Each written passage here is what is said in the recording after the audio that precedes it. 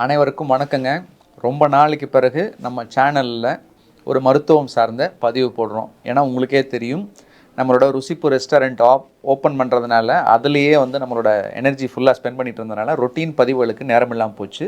So அதெல்லாம் ஓரளவுக்கு இப்போ ரெண்டாக ஆரம்பித்ததுனால இப்போ ரொட்டீன் பதிவுகளை நம்ம தொடங்கலாம். இன்றைக்கி இந்த வீடியோவில் எதை பற்றி நம்ம பார்க்க போகிறோம் அப்படின்னு பார்த்தீங்கன்னா, நேற்று எங்கிட்ட ஒரு பேஷண்ட் ரொம்ப நாளாக வைத்தியத்துக்கு வரவர், எப்பவுமே சுகர் கண்ட்ரோலில் இல்லாமல் இருப்பார். இந்த முறை அவரோட HbA1c 6.8க்கு வந்திருந்தது. அவர் அடுத்து எங்கிட்ட கேட்ட கேள்வி என்னென்னா, டாக்டர் இப்படியே நீங்கள் சொல்கிற மாதிரி நான் வாக்கிங்கு டயட்டெல்லாம் இப்போ நான் ஃபாலோ பண்ணுறேன், இதெல்லாம் ஃபாலோ பண்ணால் என் மருந்து மாத்திரையை நிறுத்த முடியுமா? ஊசி போட்டிருக்கேன், மாத்திரை போட்டிருக்கேன், இது எல்லாத்தையும் நிறுத்த முடியுமா?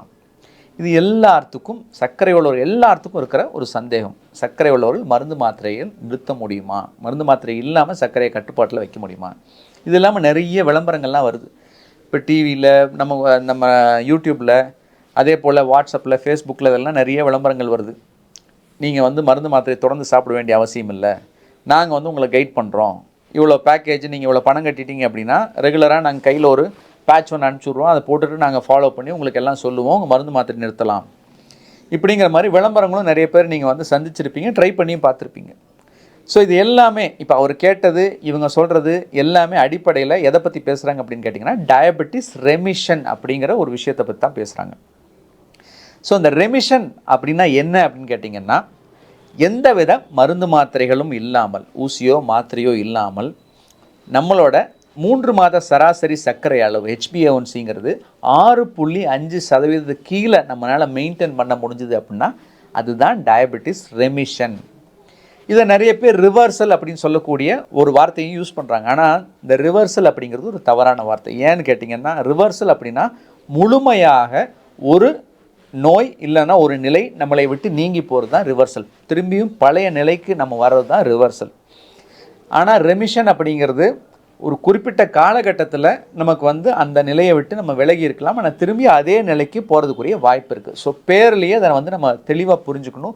ரெமிஷன் அப்படிங்கிறது எப்போ வேணால் திரும்பியும் பழைய நிலைக்கு போகலாம். சரி, இதை பற்றின ஆய்வுகள் ஏதாவது செஞ்சுருக்காங்களா அப்படின்னு கேட்டிங்கன்னா, ஒரு சில ஆய்வுகள் பப்ளிஷ் ஆகிருக்கு. அதில் பார்த்தீங்க அப்படின்னா, டைரக்ட் ட்ரையல் அப்படின்னு சொல்லக்கூடிய ஒரு ட்ரையல் யூகேல பண்ணியிருக்காங்க. இதில் என்ன பண்ணியிருக்காங்க அப்படின்னு கேட்டிங்கன்னா, மெயினாக நம்ம நார்மலாக சாப்பிட்றவங்கள கிட்டத்தட்ட ஒரு 5 மாதத்துக்கு அவங்க சாப்பிட்றதுல 40% கேலரிஸ் மட்டும், அதாவது ஒரு 2000 கேலரிஸ் சாப்பிட்றாங்க அப்படின்னா கிட்டத்தட்ட டெய்லியும் ஒரு 800-850 கேலரிஸ் மட்டும் ஒரு 5 மாதம் கொடுத்து, அடுத்து 12 மாதம் வரைக்கும் கொஞ்சம் கொஞ்சமாக அவங்க நார்மலாக அவங்களுக்கு தேவையான கேலரிஸ் எவ்வளோ அவங்களுக்கு கரெக்டாக தேவையோ அந்த அளவுக்கு ஃபிக்ஸ் பண்ணி கொடுத்து அவங்க நல்ல ஃபிசிக்கல் ஆக்டிவிட்டி வாக்கிங் எல்லாம் பண்ணி வெயிட் லாஸ் பண்ண வச்சாங்க. ஸோ இதில் ரிவர்சல் சாத்தியமானு கேட்டிங்கன்னா, கிட்டத்தட்ட இதில் 12 மாதம் முடிவில் 46% பேர் அவங்களோட ரெமிஷன் அட்டைன் பண்ண முடிஞ்சுது. அதாவது சர்க்கரை மருந்து மாத்திரைகள் இல்லாமல் அவங்களோட HbA1c 6.5க்கு மெயின்டைன் பண்ண முடிஞ்சுது. இவங்களை தொடர்ந்து ஃபாலோ பண்ணாங்க பல ஆண்டு காலம். அப்படி பண்ணையில் அடுத்த 5 ஆண்டில் பார்க்கும்போது அந்த ரெமிஷன் அட்டைன் பண்ண ரெமிஷனுங்கிற விஷயத்தை அடைஞ்ச 46% பேர்த்தில் வெறும் 26% பேர் தான் மருந்து மாத்திரைகள் இல்லாமல் கண்ட்ரோலில் இருக்க முடிஞ்சுது. மிச்சம் 74% பேர்த்துக்கு ஏதோ ஒரு காலகட்டத்தில் அவங்களுக்கு மருந்து மாத்திரைகள் தேவைப்பட்டுச்சு. ஸோ ஒரு விஷயம் புரிஞ்சுக்கணும் என்னன்னு கேட்டிங்கன்னா, முதல்ல 100% பேர் ட்ரை பண்ணதில் 46% பேர்த்துக்கு தான் அவங்களுக்கு ரெமிஷனை அட்டைன் பண்ண முடிஞ்சுது. அதுக்கு பிறகு ஃபாலோ பண்ணதில் அடுத்த 5 வருஷத்தில் அதில் 25%-26% பேர் தான் அவங்க அந்த ரெமிஷன்லேயே இருக்க முடிஞ்சுது. மிச்சம் 70-75% பேர்த்துக்கிட்ட அவங்க மருந்து மாத்திரைக்கு போக வேண்டிய ஒரு சூழல் ஏற்பட்டுச்சு. இது ஏன் அப்படிங்கிறத இப்போ நான் சொல்கிறேன் உங்களுக்கு. அடுத்து இன்னொரு ஆய்வு பண்ணியிருக்காங்க. அதில் பார்த்திங்கன்னா, வெயிட் லாஸுக்கும் ரெமிஷனுக்கும் சம்மந்தம் இருக்கா அப்படின்னு. 100% வெயிட் லாஸுக்கும் ரெமிஷனுக்கும் சம்மந்தம் இருக்குது. ஏன்னா கிட்டத்தட்ட அந்த ஆய்வில் என்ன சொல்கிறாங்கன்னா, 15 கிலோ வெயிட்டை லாஸ் பண்ணவங்க, எடை குறைஞ்சவங்க கிட்டத்தட்ட 86% பேர் இந்த ரெமிஷன் அப்படிங்கிற மருந்து மாத்திரை நிற்கக்கூடிய ஒரு நிலைக்கு அடைஞ்சிருக்காங்க. அதில் 5-10 கிலோ மட்டும் குறைச்சவங்க கிட்டத்தட்ட ஒரு 34% பேர். ஸோ ஒரு விஷயத்தை நம்ம புரிஞ்சுக்கணும், ரெமிஷன் அப்படிங்கிறது பண்ண முடியுது, ஆனால் எல்லாத்துக்கும் அது சாத்தியம் இல்லை. ஒரு 50% பேர்த்துக்கு பண்ண முடியுது. யாருக்கு பண்ண முடியுதுன்னா, அதிகப்படியான உடல் எடை குறையிறவங்களுக்கு இது சாத்தியப்படுது. சரி, இப்போ இது ஏன் பண்ண முடியல அப்படிங்கிற ஒரு விஷயத்தை நம்ம புரிஞ்சுக்கணும். பொதுவாக சர்க்கரை வியாதி உண்டாகிறதுக்கு 2 முக்கியமான ப்ராப்ளம் இருக்குது. ஒரு ப்ராப்ளம் என்னென்னு கேட்டிங்கன்னா இன்சுலின் ரெசிஸ்டன்ஸ் அப்படின்னு சொல்லக்கூடிய இன்சுலின் எதிர்ப்புத்தன்மை. இந்த இன்சுலின் ரெசிஸ்டன்ஸ் வந்து எதனால் அதிகமாக இருக்குன்னா, அதிக உடல் எடை, உடல் பருமன், அதிகப்படியான மாவுச்சத்து சாப்பிட்றது, உடல் உழைப்பு இல்லாமல் இருக்கிறது, செடென்டரி லைஃப் ஸ்டைல், இது எல்லாம் தான் இந்த இன்சுலின் ரெசிஸ்டன்ஸுக்கு முக்கியமான ஒரு காரணம். ஸோ இந்த இன்சுலின் ரெசிஸ்டன்ஸை உடைக்க முடியுமானா நிச்சயமாக உடைக்க முடியும். எப்படின்னா, நம்ம உணவை வந்து சுத்தமாக நான் முன்னாடி சொன்ன மாதிரி கிட்டத்தட்ட ஒரு 40% கேலரிஸ் மட்டும் எடுத்துக்கிட்டு நமக்கு தேவையானதில் அதிகப்படியான ஃபிசிக்கல் ஆக்டிவிட்டிலாம் பண்ணால் நமக்கு வெயிட் லாஸ் ஆகும். ஸோ இந்த வெயிட் லாஸ் ஆனால் இந்த இன்சுலின் ரெசிஸ்டன்ஸ் அப்படிங்கிற ஒரு நிலையை வந்து நம்மளால் சரி பண்ண முடியும். இதில் தான் ரெமிஷன் வந்து பாசிபிள்.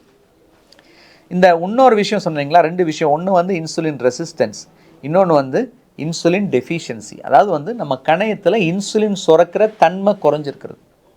இதை நம்மளால் திருப்பி கொண்டு வர முடியுமா அப்படிங்கிற கேள்வி நிறைய பேர்த்துக்கு இருக்குது. இது சாத்தியம் இல்லை. இது வரைக்கும் பல ஆய்வுகள் பண்ணியிருக்காங்க. மனித ஆய்வுகளையும் ப்ளஸ் மிருகங்களில் பண்ண ஆய்வுகளையும் ஒரு இறந்து போன இந்த பீட்டா செல் அப்படின்னு சொல்லக்கூடிய பேங்க்ரேட்டிக் பீட்டா செல்லை திரும்பி கொண்டு வர்றது சாத்தியமில்லை அப்படிங்கிறது தான் வந்து இது வரைக்கும் நம்ம பண்ண ஆய்வுகளில் கிடச்சி ரிப்போர்ட். ஸோ பொதுவாக நமக்கு சர்க்கரை நோய் கண்டுபிடிக்கும் போது அதிகப்படியாக சர்க்கரை வந்து சிம்டம்ஸ் நமக்கு வந்து யூரின் அதிகமாக போய் டயர்ட்னஸ் வந்து வெயிட் லாஸ் ஆகலாம் நம்ம கண்டுபிடிக்கிறோம் இல்லைங்களா. அந்த மாதிரி அறிகுறிகள் வந்து கண்டுபிடிக்கிறவங்களுக்கு 50% நம்மளோட பீட்டா செல்ஸ் குறைஞ்சதுக்கு பிறகு தான் இந்த சர்க்கரை நோய் வெளியே நமக்கு தெரியுது. ஸோ இந்த 50% பீட்டா செல்ஸ் குறைஞ்சதை நம்மளால் எதுவும் செய்ய முடியாது, திருப்பி கொண்டு வர முடியாது. மிச்சம் இருக்க 50% தான் நமக்கு வந்து சர்வைவலுக்கு யூஸ் பண்ணுறோம். ஸோ நம்மளோட அதிகப்படியான பீட்டா செல்ஸ் வந்து நமக்கு வந்து போயிருந்தது அப்படின்னா அவங்களுக்கு இந்த ரெமிஷன் அப்படிங்கிறது சாத்தியம் கிடையாது. மருந்து மாத்திரைகள் நிறுத்துறது அப்படிங்கிறது சாத்தியம் கிடையாது. ஸோ வெயிட்டு அதிகமாக இருக்கவங்களுக்கு வெயிட்டு குறையும் போது இது சாத்தியப்படுது, ஏன்னா இன்சுலின் ரெசிஸ்டன்ஸ் குறையுது. அது இல்லாமல் வெயிட்டு குறைவாக இருந்து சர்க்கரை உள்ளவர்களுக்கு இன்சுலின் டெஃபிஷியன்சின்னு சொல்லக்கூடிய நிலை தான் இருக்குது. இன்சுலின் சுரப்பில் குறைபாடு அந்த மாதிரி இருக்கவங்களுக்கு இந்த மாதிரி ஃபிசிக்கல் ஆக்டிவிட்டி டயட் எல்லாம் செய்யும் பொழுது பயன் இல்லைன்னு நான் சொல்லலை, பயன் இருக்குது. என்ன பயன் அப்படின்னு கேட்டிங்கன்னா, மருந்து மாத்திரைகளோட தேவை குறையும், பாதிப்புகள் ஏற்படுறது நம்மளால் தவிர்க்க முடியும். இப்போ கண் ப்ராப்ளம் வருது, ஹார்ட் ப்ராப்ளம், கிட்னி ப்ராப்ளம் வருது, இதெல்லாம் தவிர்க்க முடியும். ஆனால் சுத்தமாக மருந்து மாத்திரைகளை நிறுத்த முடியுமா முடியாதான்னு கேட்டால் அவங்களுக்கு சாத்தியம் இல்லை. இந்த விஷயத்தை ஏன் நான் ரொம்ப தெளிவுபடுத்துகிறேன்னு கேட்டிங்கன்னா, எல்லாருமே அவங்களுக்கு பல பேர் சொல்கிறதும் பல விளம்பரங்களை பார்த்தும் எல்லாமே நமக்கு சாத்தியம் அப்படின்னு சொல்லி அதுக்காக ரொம்ப மெனக்கெட்டு நமக்கு அது அடைய முடியாத ஒரு கட்டத்தில் ஃப்ரஸ்ட்ரேட் ஆகி வைத்தியத்தை ஸ்டாப் பண்ணிடுறாங்க. இதனால் பாதிப்புகள் அதிகமாகுது. ஸோ அதனால தான் ரொம்ப தெளிவாக சொல்கிறேன், ரெமிஷன் மருந்து மாத்திரைகள் நிறுத்துறது அப்படிங்கிறது சாத்தியமான சாத்தியம் 50% பேர்த்துக்கு சாத்தியம். யாருக்கு அது சாத்தியம் அப்படின்னா, உடல் பருமன், அதிக உடல் எடை உள்ளவர்களுக்கு இது சாத்தியம். உடல் எடை குறைவாக இருக்கிறவங்களுக்கு, இன்சுலின் சுரப்பில் குறைபாடு இருக்கிறவங்களுக்கு இது சாத்தியம் இல்லை. அடுத்த முக்கியமான விஷயம், இந்த ரெமிஷன் நீங்கள் அடைஞ்சால் கூட அது குறிப்பிட்ட வருடங்களுக்கு தான் உங்களுக்கு இருக்கக்கூடிய வாய்ப்புகள் அதிகம். அதுக்கப்புறம் கொஞ்சம் கொஞ்சமாக நம்ம அதிலேருந்து இந்த லைஃப் ஸ்டைல்லேருந்து டீவியேட் ஆகிட்டோம் அப்படின்னா நமக்கு வந்து இது சாத்தியம் இல்லை. ஏன்னா நிறைய பேர் கேட்குறதுன்னா, இந்த டயட்டெல்லாம் சாப்பிடுங்கன்னு சொன்னீங்க டாக்டர், எவ்வளோ நாளைக்கு இது சாப்பிட்ணுன்னு கேட்பாங்க. நான் வந்து சர்க்கரை சரியாயிடுச்சு, நம்ம குறைஞ்சிருச்சுன்னா நான் நார்மலாக சாப்பிட்லாமா அப்படின்னு. ஸோ இதில் தான் நமக்கு தெளிவான புரிதல் வேணும். இந்த வாழ்வியல் முறை அப்படிங்கிறது நீங்கள் வாழ்நாள் பூரா கடைபிடிக்க வேண்டியது. இது வந்து ஒரு பத்திய சாப்பாடு கிடையாது, ஆரோக்கிய உணவு முறை. இதை வாழ்நாள் பூரா கடைபிடிக்கும் பொழுது தான் வந்து உங்களுக்கு தொடர்ந்து அந்த மருந்து மாத்திரைகள் குறையிறதோ இல்லை இல்லாமல் இருக்கிறதோ சாத்தியம். அது நம்மளால் ஏன் முடியாமல் போகுது அப்படின்னு கேட்டிங்கன்னா, நம்ம உணவை குறைச்சி நம்மளோட வெயிட்டை நம்ம அதிகமாக குறைக்கும் பொழுது அடுத்து நம்ம உடம்பு எப்படி அதை ரெஸ்பாண்ட் பண்ண ஆரம்பிக்குது அப்படின்னா, நம்மளோட பிஎம்ஆர் பேசல் மெட்டபாலிக் ரேட் அப்படிங்கிறத குறைச்சி நம்மளோட பசியை அதிகப்படுத்தி நம்மளை கொஞ்சம் அதிகமாக சாப்பிட வச்சு திரும்பியும் உடல் பருமனை ஆக்க வச்சிடும். இது நம்மளை அறியாமையே செய்கிறது. நிறைய பேர் அதான் சொல்லுவாங்க, நான் என்ன தான் டயட் இருந்தாலும் கொஞ்ச நாளுக்கு மேலே என்னால் இருக்க முடியல, திரும்பி எனக்கு வெயிட் போட்டுருது அப்படின்னு. ஸோ இந்த விஷயத்தை பிரேக் பண்ணுறது அப்படிங்கிறது ரொம்ப ரொம்ப சிரமமான ஒரு விஷயம். அதனால தான் யாருமே வந்து தொடர்ந்து வந்து அந்த ரெமிஷனை மெயின்டைன் பண்ண முடியறதில்ல. ஆனால் நிச்சயமாக ஒரு 20-25% பேர்த்துக்கு அந்த ரெமிஷன் அப்படிங்கிறது தொடர்ந்தும் இருக்குது, யாரெல்லாம் வந்து கரெக்டாக அதை ஃபாலோ பண்ணுறவங்களோ அது.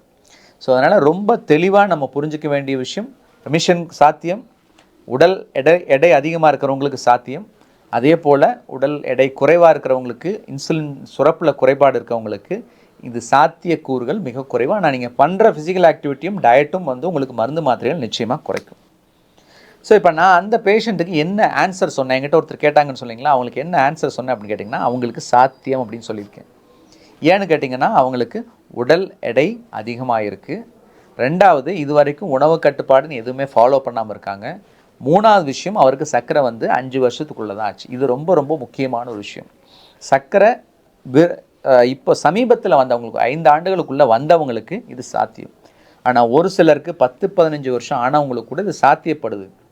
ஏன்னா அவங்க லைஃப் ஸ்டைலில் வந்து கண்டுக்காமல் ரொம்ப எராட்டிக்காக இருந்தவங்களுக்கு ஒரு சாத்தியப்படுது. ஸோ உங்களுக்கு இந்த ரெமிஷன் சாத்தியமா இல்லையாங்கிறது சில பரிசோதனைகள் மூலமாக தெரிஞ்சுக்கலாம். உங்களுக்கு கணையத்தில் இன்சுலினோட சுரப்பு எவ்வளோ இருக்குது, உங்களோட மற்ற தொந்தரவுகள் எப்படி இருக்குது, உடல் பருமன் இருக்கா, உடல் பருமனால் வேறு தொந்தரவுகள், இருதய தொந்தரவோ இல்லை கிட்னி தொந்தரவோ, அந்த மாதிரி கண் பாதிப்போ இருக்கா, இது எல்லாத்தையும் வச்சு தான் உங்களுக்கு ரெமிஷன் சாத்தியமாக, அதுக்கு முயற்சி பண்ணலாமா பண்ணக்கூடாதுங்கிறதையும் நம்ம முடிவு பண்ண முடியும். ரெமிஷனுக்கு உதவி செய்கிறதுக்கு சில மருந்துகள் இருக்கானா, நிச்சயமாக உடல் எடையை குறைக்கக்கூடிய மருந்துகள் வந்து இப்போ நிறைய வந்திருக்கு. சக்கரை மருந்துகள்லேயே உடல் எடையை குறைக்கக்கூடிய மருந்துகள் இருக்குது. அந்த மாதிரி மருந்துகள் வந்து நம்ம யூஸ் பண்ணும்போது கூட ரெமிஷனுக்கு நம்ம உணவு கட்டுப்பாடு மட்டும் இல்லாமல் மருந்துகளும் உதவி செய்யும். So remission possible. முயற்சி பண்ணுங்கள். உங்களுக்கு பொருத்தமானதான்னு பார்த்து முயற்சி பண்ணுங்கள். உங்கள் மருத்துவரோட ஆலோசனையை கேட்டுட்டு முயற்சி பண்ணுங்கள். அந்த வீடியோ, இந்த வீடியோ, ஈவன் என்னது ஏன் வீடியோ கேட்டால் கூட உங்களோட ஃபிசிஷியன், உங்களோட டாக்டரை வந்து நீங்கள் கன்சல்ட் பண்ணாமல், இல்லை என்ன நேரடியாக நீங்கள் கன்சல்ட் பண்ணாமல் இதை முயற்சி பண்ணக்கூடாது. அது சரியான ஒரு விஷயமாக இருக்காது. ஸோ இந்த வீடியோ வந்து நிச்சயமாக உங்களுக்கு பயனுள்ளதாக இருக்கும்னு நினைக்கிறேன். இல்லை நிறைய பேர்த்துக்கு இது பயனுள்ளதாக இருக்கும்னு நீங்கள் நினச்சிங்கன்னா நிச்சயமாக இந்த வீடியோவை மற்றவங்களுக்கும் ஷேர் பண்ணுங்கள்.